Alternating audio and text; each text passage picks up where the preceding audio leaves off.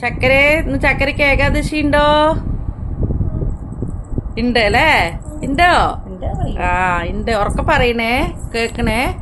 ആ അപ്പൊ ഇന്ന് ഗുരുവായൂർ ഏകാദശിയാണ് നമുക്ക്, അല്ലേ? ആ അപ്പൊ നമ്മള് ഗുരുവായൂരൊക്കെ പോയി തൊഴുവണം. അന്ന് രാവിലെ അച്ഛമ്മ പോയി തൊഴുതില്ലേ? ഇനി കുഞ്ഞൂനെയും കുട്ടി പോവില്ലേ? ഇന്ന് എന്താ ഗുരുവായൂർ ഏകാദശി സ്പെഷ്യൽ അറിയോ കുഞ്ഞൂന്? എന്താണ്?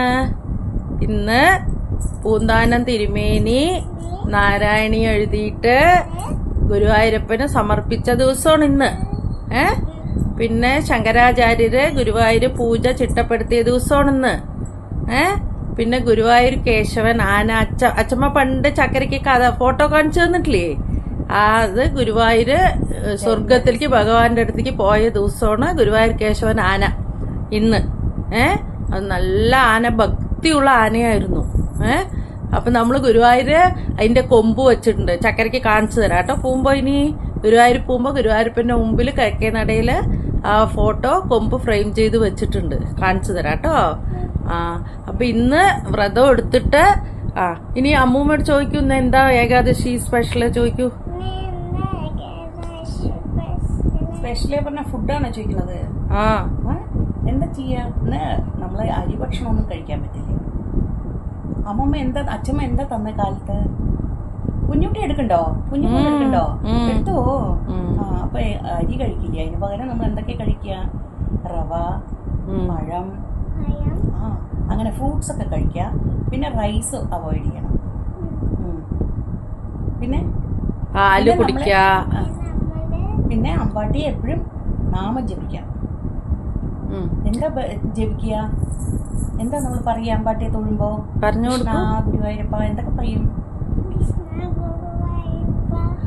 പിന്നെ ഹരേ രാമ രാമ രാമ ഹരേ ഹരേ ഹരേ കൃഷ്ണ കൃഷ്ണ കൃഷ്ണ ഹരേ ഹരേ. ഇനി അമ്മൂമ്മയുടെ ഒരു നാമം ചൊല്ലിത്തരാൻ പറയൂ. ഓം നമോ ഭഗവതേ പറയൂ. വാസുദേവായ. പിന്നെ ഓം നമോ ഭഗവതേ വാസുദേവായ നമ. ദേവായ നമ. പിന്നെ കണ്ണാ കണ്ണാ.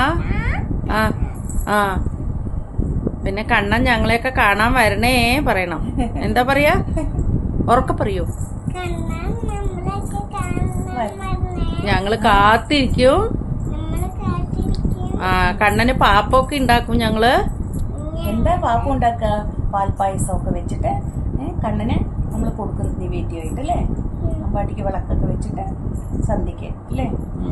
പിന്നെ പറയൂ. അച്യുതം കേശവം കൃഷ്ണ ദാമോദരം രാമനാരായണം ജാനകി വല്ലഭം. പറയൂ. ആ പാട്ടൊക്കെ പാടി നമ്മൾ ഭഗവാനെ സ്തുതിക്കും. അപ്പൊ ഭഗവാന് ഭയങ്കര സന്തോഷാവും. അപ്പൊ ഭഗവാൻ അനുഗ്രഹിക്കും. എങ്ങനെ അനുഗ്രഹിക്ക? ശരിക്കും കാണിക്കൂ. എങ്ങനെ അനുഗ്രഹിക്ക? അനുഗ്രഹിക്കും. അവള് എപ്പോഴും ഇടത്തേ കയ്യ. വലത്തേ കൈ കൊണ്ട് അനുഗ്രഹിക്കൂ. അനുഗ്രഹിക്കും. അപ്പോ നമ്മള് ഭഗവാനെ തൊഴുകും. പിന്നെ ഗുരുവായൂര ഏകാദശി എടുത്ത എന്താ ഫലങ്ങള്? എന്താ അറിയോ? നമ്മുടെ കഴിഞ്ഞ ജന്മം, നമുക്ക് ഓരോ ജന്മങ്ങളുണ്ട് മുൻപ് നമ്മുടെ. അപ്പൊ അങ്ങനത്തെ പാപകർമ്മങ്ങളൊക്കെ നമ്മുടെ 7 ജന്മത്തേക്ക് ആ പാപകർമ്മങ്ങളൊക്കെ തീരുന്ന പറയാ. മനസ്സിലായോ? അപ്പോൾ നമ്മള് ചിട്ടയോടെ വ്രതം ചെയ്താല് നമുക്ക് എല്ലാ ഭഗവാന്റെ അനുഗ്രഹങ്ങളും നമുക്ക് ഭഗവാൻ തരും. ഏകാദശിയുടെ വേറെ ഒരു കഥയുണ്ട്, അത് കേൾക്കണേ നന്നായിട്ട്.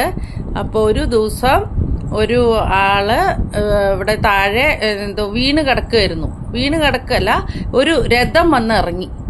അർജുനന്റെയും അർജുനൻ സഞ്ചരിക്കുന്ന ഒരു രഥം ഭൂമിയിൽ വന്ന് ഇറങ്ങി. കേക്കുണ്ടോ ചക്കര? ഇറങ്ങി. അപ്പോ ഇത് രഥം പൂണ്ടുപോയി, മണ്ണിൽ എടുക്കാൻ കിട്ടുന്നില്ല. താഴ്ന്നു പോയി. അപ്പോ എന്ത് ചെയ്തു, അവിടെ ആളുകളൊക്കെ വരുന്നുണ്ട് ഇത് പൊക്കാൻ. അപ്പൊ ഭയങ്കര എന്താ പറയാ ശക്തിയുള്ള ആൾക്കാരൊക്കെ വന്നു ഈ രഥം പൊക്കാൻ നോക്കി. കുറേ പേര് വന്നു, നല്ല ആരോഗ്യമുള്ളവര് പിന്നെ ഒക്കെ വന്നു, ചെറുപ്പക്കാരൊക്കെ വന്നു. ആർക്കും പറ്റണില്ല. അപ്പൊ നാരദ മഹർഷി അതിലെ വരുമായിരുന്നു. അപ്പൊ നാരദ മഹർഷി പറഞ്ഞു, എത്രയോ ഏകാദശി, 1000 ഏകാദശിയോ എത്രയോ നോറ്റ ആരെങ്കിലും ഈ കൂട്ടത്തിലുണ്ടെങ്കിൽ അവര് പുണ്യാത്മാവാണ്, അവര് വന്ന് തൊട്ടാൽ ഈ രഥം നീങ്ങും പറഞ്ഞു. ആരെയും കാണാനില്ല ഇവര് നോക്കിട്ട്. അപ്പൊ ഒരു അമ്മൂമ്മ വടിയും കുത്തി വരുന്നു. ആരോഗ്യമില്ലാത്തൊരു അമ്മൂമ്മ ഇങ്ങനെ കൂന്നു വരുന്നു. അപ്പൊ ആ അമ്മൂമ്മ വരുമ്പോ ഇവര് ചോദിക്കും, അമ്മൂമ്മ ഏകാദശി എടുത്തിട്ടുണ്ടോ ചോദിക്കും. ഓ മോനെ, ഞാൻ എപ്പോഴും ഏകാദശി എടുക്കണ്ട് പറഞ്ഞു. 1000 ഏകാദശി എടുത്തിട്ടുണ്ടോ ചോദിച്ചു. ഞാൻ അതിനേക്കാളും എടുത്തിട്ടുണ്ട് പറഞ്ഞു. അപ്പൊ അമ്മൂമ്മ തൊട്ടാലേ ഈ രഥം നീങ്ങുള്ളൂ പറയും. അപ്പൊ അമ്മൂമ്മ, ഞാൻ തൊടാലോ മോനെ പറഞ്ഞു. രഥം വന്ന് തൊട്ടതും രഥം പൊന്തി വരും. അപ്പൊ അത്രയും പുണ്യമാണ്. നമ്മള് അമ്മൂമ്മ പറഞ്ഞില്ലേ, അപ്പൊ എല്ലാ പാപങ്ങളും നമ്മുടെ നശിക്കും. അപ്പൊ നമ്മൾ എപ്പോഴും ഏകാദശി എടുത്തിട്ട്, ഏകാദശിക്ക് എന്താ പ്രധാനം അറിയോ? നമ്മുടെ ഭക്തിയാണ്. ഭക്തി, മനസ്സ് ഭഗവാനെ അർപ്പിക്കുക. ഇപ്പൊ കുഞ്ഞു ചോദിക്കില്ലേ കണ്ണന്റെ അടുത്ത് പോയിട്ട്, കണ്ണാ പാപ്പം കഴിച്ചോ, കണ്ണൻ ഉറങ്ങിയോ എന്നൊക്കെ ചോദിക്കില്ല. അതൊക്കെ എത്ര ആത്മാർത്ഥമായിട്ടാ കുഞ്ഞു ചോദിക്കണേ.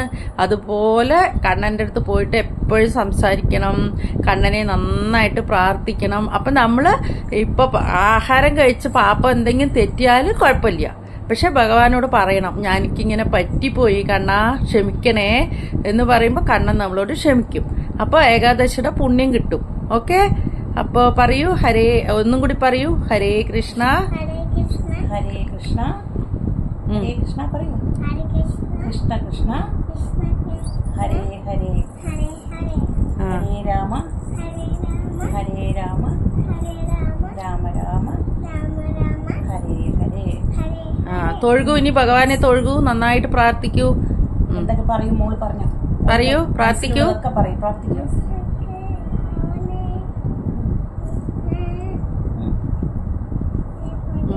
ഹരി ഓം പറയൂ, ഉറക്കെ പറയൂ. ഹരി ഓം. ഓക്കെ, ടാറ്റ പറയൂ എല്ലാവർക്കും. എല്ലാവർക്കും ഇഷ്ടായോ കഥ ചോദിക്കും. ഇനി വേറൊരു കഥ കൊണ്ട് അടുത്ത ദിവസം വരുന്നതാണ് പയ്യൻ. പറയൂ, ഇനി അടുത്തൊരു കഥയായിട്ട് വരുന്നതാണ് പറയും.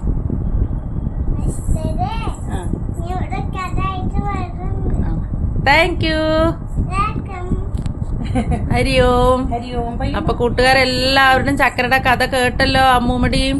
അപ്പൊ എല്ലാവരും ഭഗവാനെ പ്രാർത്ഥിക്കണേ. കണ്ണാ കണ്ണ.